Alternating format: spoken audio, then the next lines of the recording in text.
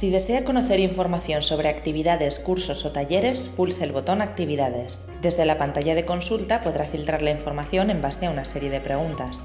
Para consultar todas las actividades sin aplicar ningún filtro, pulse directamente el botón Consultar y aparecerá la lista completa de actividades agrupadas por el centro donde se organizan. Escribe en el campo la información a buscar, por ejemplo, baile. Pulse el botón Consultar y aparecerán todas las actividades relacionadas con el baile. Puede filtrar las actividades que tengan abierto el plazo de inscripción, así como las que tengan plazas disponibles. También puede seleccionar las que pertenezcan a un proyecto concreto, como actividades culturales o programas educativos. Para ver las actividades que se imparten en un centro concreto, pulse la flecha junto al campo, seleccione Equipamiento y se desplegará la lista de centros. Si desea que en la lista aparezcan únicamente los centros culturales o los educativos, marque la casilla correspondiente.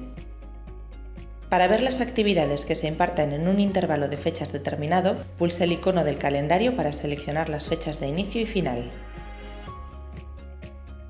Puede seleccionar las actividades que van dirigidas a un sector de población concreto pulsando en el icono correspondiente. También puede filtrar por un intervalo de edades. En la lista de actividades podrá informarse sobre cuestiones como si las plazas se asignan mediante sorteo, las fechas y horarios, el número de plazas libres, el idioma de impartición o el sector de población al que va dirigido. Además, al pulsar en el nombre de la actividad, se mostrará una ventana con toda la información disponible.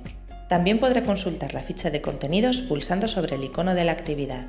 Muchas gracias por utilizar nuestros servicios.